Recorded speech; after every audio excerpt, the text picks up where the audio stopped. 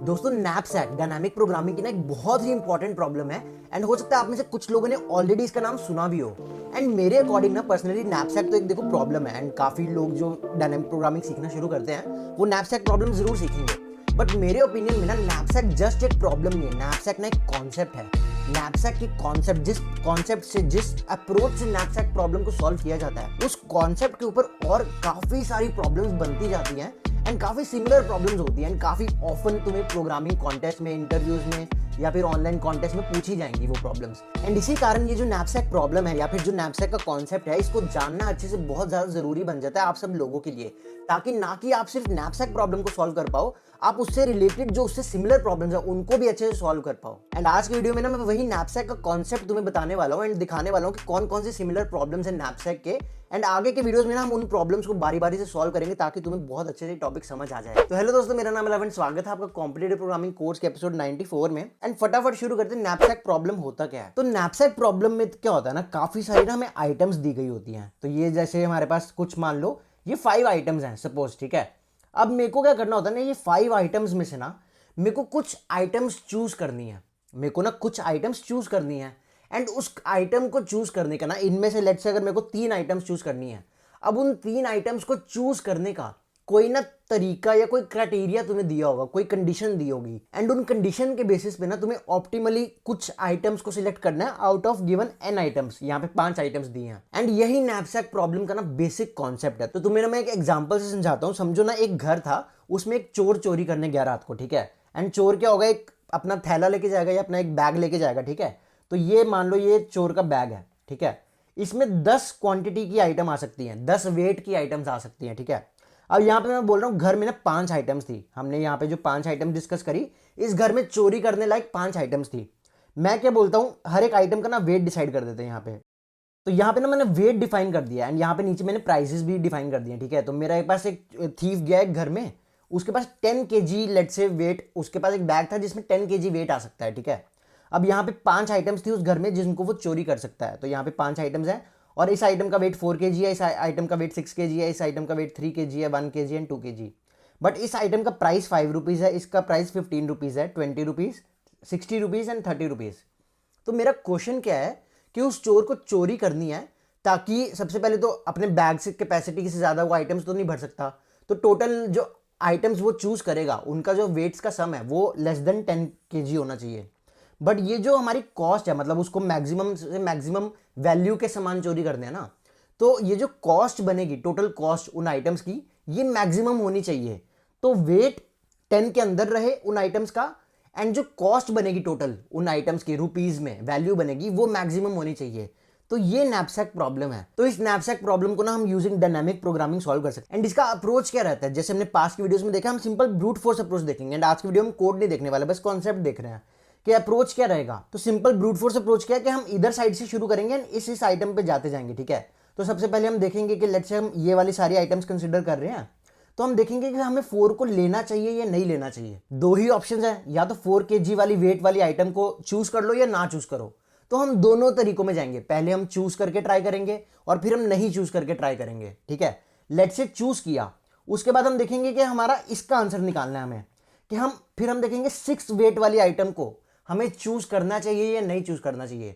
फिर उसमें भी दोनों वेज में जाएंगे, ब्रूट फोर्स कि एक बार 6 को चूज करके देख लेंगे, एक बार 6 को नहीं चूज करके देखेंगे, ठीक है।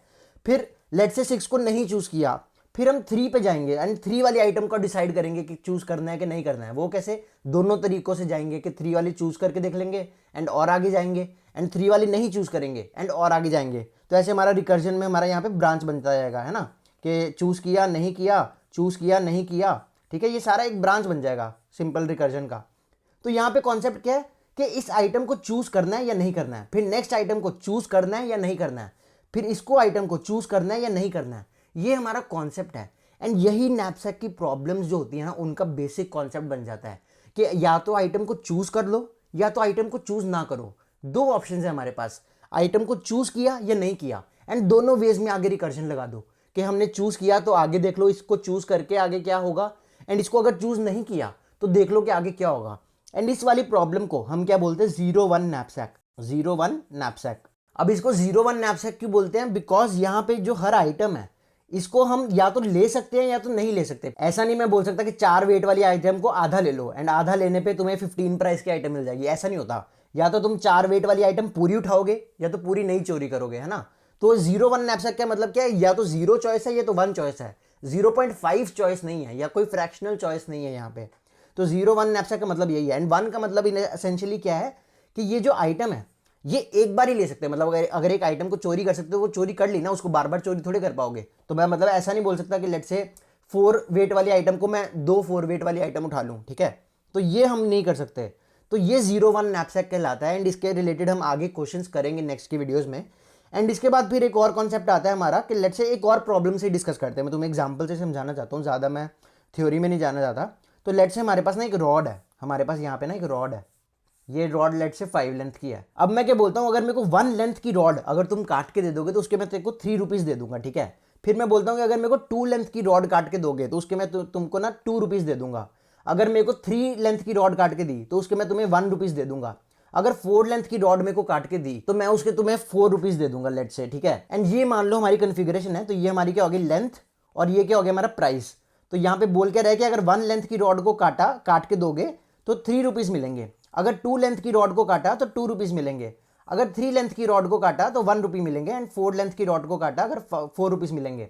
एंड ये टोटल 5 लेंथ की रॉड है। तो मेरे को बताना है कि मैक्सिमम मैं कितने पैसे कमा सकता हूँ। एंड इस प्रॉब्लम में और पिछली वाली प्रॉब्लम में फ़र्क क्या है कि यहाँ पे मैं इस आइटम को एक ही बार ले सकता था। यहाँ पे मैं इस आइटम, ये 4 kg वाले आइटम को एक ही बार चोरी कर सकता था।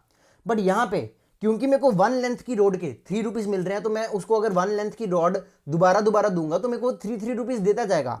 तो यहाँ पे ये आइटम्स रिपीट हो रही हैं कि मैं 4 लेंथ की मल्टीपल रॉड काट सकता हूँ। तो मैं बोल सकता हूँ कि 4 लेंथ की मैंने एक काट ली, और अगर लेट से इसकी लेंथ 9 होती तो मैंने 4 लेंथ की एक और काट ली एंड बाद में 1 लेंथ की काट ली मैंने, ये कर सकता था। या फिर यहाँ पे मैं इसमें क्या कर सकता हूँ, 5 लेंथ मेरे को काटना है तो 3 रुपीज़ मेरे को प्राइस ज़्यादा लग रहा है, तो मैं 1 लेंथ की सारी रॉड्स काट दूंगा। एंड ये जो 3 रुपीज़ है, 3 इंटू 5 15 रुपीज़ मेरे को मिल जाएंगे, ठीक है। तो मेरे को बेसिकली मैक्सिमम प्रॉफिट बताना मैं कितना बना सकता हूँ। तो इस चीज़ को हम क्या बोलते हैं, ये जो नैपसैक प्रॉब्लम होती है इसको बोलते हैं अनबाउंडेड नैपसैक। तो अनबाउंडेड नैपसैक क्या है बेसिकली, जिसमें हम मतलब ये अमाउंट, ये जो नंबर ऑफ क्वांटिटी है, ये जो आइटम की क्वांटिटी है जो हमें सिलेक्शन करनी है, उस क्वांटिटी पे कोई लिमिट नहीं है, उसको हम जितनी मर्जी बार चूज कर सकते हैं उस आइटम को। तो इसको बोलते हैं अनबाउंडेड नैपसैक, ठीक है। तो ये प्रॉब्लम्स तुम्हें काफ़ी देखने को मिल जाएंगे। जनरली डायनामिक प्रोग्रामिंग में ना यही 2 नैपसैक तुम्हें जनरली देखने को मिलते हैं, 0-1 नैपसैक या अनबाउंडेड नैपसैक। एंड इसके सिमिलर अगर तुम में से कुछ लोग ध्यान दे रहे हो ऑलरेडी, डीपी सीरीज जो हमारी चल रही है, लास्ट टू लास्ट वीडियो में मैंने एक प्रॉब्लम डिस्कस किया था, कॉइन चेंज 1। उसमें भी क्या कर रहे थे कि जो भी हमारा जो कॉइन्स थे उससे कोई अमाउंट बनानी थी एंड कॉइन को अनलिमिटेड टाइम यूज कर सकते थे। तो कॉइन चेंज 1 भी हमारा अनबाउंडेड नैपसैक का ही सिमिलर एक प्रॉब्लम है, ठीक है। एंड यहाँ पे अभी हमने 2 प्रॉब्लम्स देख ली हैं। यहाँ पे 0-1 नैपसैक, ये हमारी प्रॉब्लम होगी जो नैपसैक के कॉन्सेप्ट के सिमिलर है। कॉन्सेप्ट क्या है, या तो आइटम को उठाना है या तो नहीं उठाना है, या तो उठाना है या तो नहीं उठाना है। इसमें भी आइटम को उठा सकते हैं, नहीं उठा सकते, बट दोबारा हमें सिर्फ इतने पार्ट में नहीं देखना, दोबारा हमें पूरे पार्ट में देखना है कि इसको दोबारा एक और बार उठा सकते हैं और नहीं उठा सकते, एंड बाकियों के भी उठा सकते हैं, नहीं उठा सकते। तो ये हमारा कॉन्सेप्ट है। एंड इस प्रॉब्लम को पर्टिकुलरली बोलते हैं रॉड कटिंग प्रॉब्लम। ये भी एक पॉपुलर डायनेमिक प्रोग्रामिंग की प्रॉब्लम है, रॉड कटिंग। तो ये भी प्रॉब्लम मैं नेक्स्ट के वीडियोस में डिस्कस करने वाला हूं तुमसे। एक और सिमिलर प्रॉब्लम देखते हैं, वो नैपसैक की कोई टाइप नहीं है, बट सिमिलर प्रॉब्लम क्या है हमारी कि हमने ऑलरेडी डिस्कस कर रखा है कि सबसेट का सम हमें बताना है प्रेजेंट है कि नहीं। तो लेट्स से मेरे पास एक एरे था 2 3 5 6 7, ठीक है। अब मेरे को बताना है कि इस एरे के किसी सबसेट का सम 12 हो सकता है या नहीं हो सकता है। इस एरे के किसी सबसेट का सम 12 हो सकता है कि नहीं हो सकता है। इस केस में देखो हो सकता है, यहाँ पे हम बोल सकते हैं 2 + 3 + 7, ये हमारा 12 बन सकता है ना। तो यहाँ पे ट्रू हम रिटर्न करेंगे कि किसी कोई गिवन अमाउंट हमारे किसी एरे के सबसेट का सम हो सकता है नहीं या नहीं हो सकता है। अब इसमें भी देखो हमारी नैपसैक वाली अप्रोच कैसे आ रही है। सेम लॉजिक देखो कि हम पहले 7 को देखेंगे, या तो इसको इंक्लूड कर लो या तो इसको इंक्लूड ना करो, ठीक है, सबसेट सम में। अगर इंक्लूड कर लिया तो आगे जाओ, और आगे कैसे जाएंगे, तो 12 - 7। तो अगर लेट से इंक्लूड कर लिया तो 12 - 7 कितना बचा, 5। तो हम इस पार्ट में देखेंगे कि 5 सबसेट सम हम बना सकते कि नहीं। अगर मैंने 7 को इंक्लूड नहीं किया तो मैं देखूंगा कि इस पार्ट में मैं अब 12 सबसेट सम बना सकता हूं कि नहीं, है ना। तो ऐसे ऐसे हमारी प्रॉब्लम चलती जाएगी। एंड हर एक आइटम को देखेंगे कि 6 को चूज कर सकते हैं या नहीं कर सकते, 5 को चूज कर सकते हैं या नहीं कर सकते, 3 को चूज कर सकते हैं या नहीं कर सकते, 2 को चूज कर सकते हैं या नहीं कर सकते। तो ये हमारी अगेन वही चॉइस वाली प्रॉब्लम बन जाएगी कि एक सेट ऑफ चीज़ें दी गई हैं, एक सेट ऑफ आइटम्स दिया गया है, अब उनको चूज करना है या नहीं चूज करना है। अब उसके चूजिंग की कंडीशंस काफ़ी सारी हो सकती हैं। इसमें क्या है कि हमें एक 12 सम बनाना है और इनमें से चूज करना है। इसमें क्या है कि इन आइटम्स को मल्टीपल बार चूज कर सकते हैं, बट यहाँ पे हमें इस रॉड को मतलब 5 की लेंथ टोटल रहनी चाहिए, मतलब 5 लेंथ से एक्सीड नहीं कर सकते। इसमें क्या है कि ये वैल्यू मैक्सिमाइज करनी है एंड ये 10 कैपेसिटी से ज़्यादा नहीं जाना चाहिए। तो based on under some conditions हमें बताना है कि सिलेक्शन कर सकते हैं या नहीं कर सकते एंड उसका आंसर देना है। इसी को हम बोलते हैं नैपसैक कॉन्सेप्ट। इसको जनरली मैं बोलता हूँ नैपसैक कॉन्सेप्ट। एंड एक और चीज़ है जो तुम्हें मैं बता देता हूँ। एक हमारा यहाँ पे जैसे हमने 0-1 नैपसैक पढ़ा था ना ऊपर, यहाँ पे इसके सिमिलर होता है एक हमारा फ्रैक्शनल नैपसैक।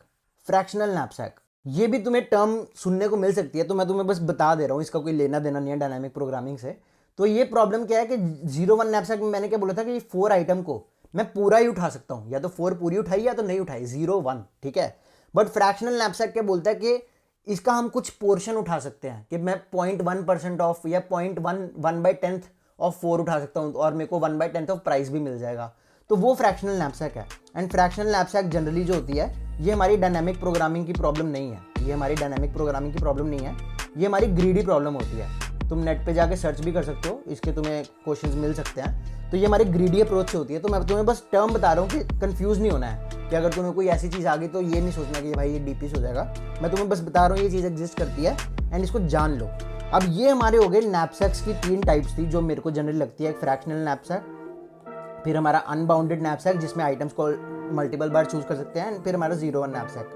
इन्हीं टाइप्स के ऊपर हम और क्वेश्चंस करेंगे नेक्स्ट की वीडियोस में। सबसेट प्रॉब्लम देखेंगे, नैपसैक वाला कॉन्सेप्ट देखेंगे, कोड लिखेंगे, 0-1 नैपसैक का देखेंगे, रॉड कटिंग देखेंगे और भी प्रॉब्लम्स फिर हम करते ही जाएंगे और नए नए कॉन्सेप्ट डायनामिक प्रोग्रामिंग में देखते जाएंगे आगे की वीडियोज़ में।